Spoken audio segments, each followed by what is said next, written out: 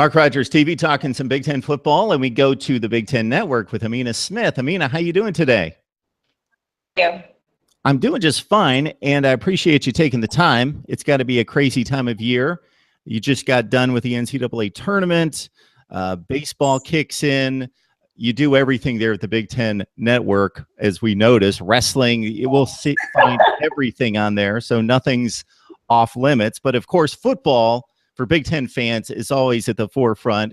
So we're getting ready for August here. So as we prepare for 2017, after a very interesting 2016 with Penn State emerging, what kind of stands out for you? What are you looking to see happen? The biggest storyline for me to watch is Penn State. Just because last year, at the beginning of the year, everyone was calling head on a platter. Even Penn State fans at some point, they were looking for him to get fired. But then, early middle of the season, that team did a whole 180, and then they end up in the Big Ten championship. And then crazy enough, we have this conversation about them in a New Year's Six Bowl, and, everybody's pushing for them to be picked. But, it was an amazing story last year, and I really can't wait to see what they do in 2017. And when you look at who's coming back, the quarterback coming back, Trace McSorley, you also have Saquon Barkley coming back. It's going to be a great year. So, Amina, 2016, an intriguing year for the conference because the conference has taken a knock in national perception in recent years and came back strong,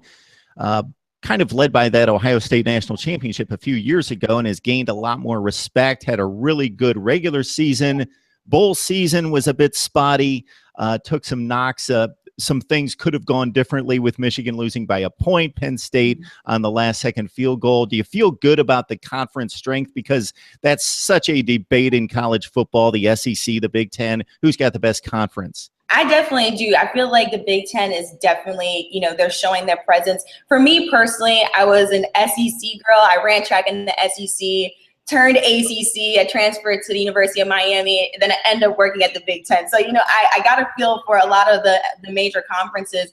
And when I first came, I was just like, I don't really know if I'm a believer yet.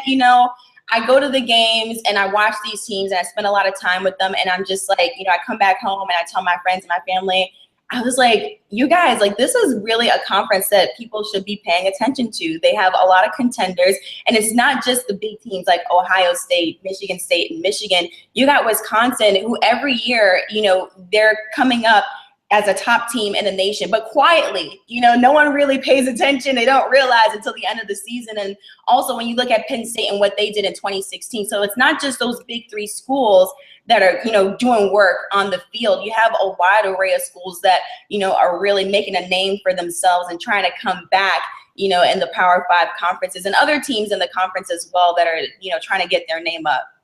Yeah, it's almost like you've got two different divisions that do it two different ways. Ohio State and Michigan, Penn State now with James Franklin. They got the money, the resources, the name brand.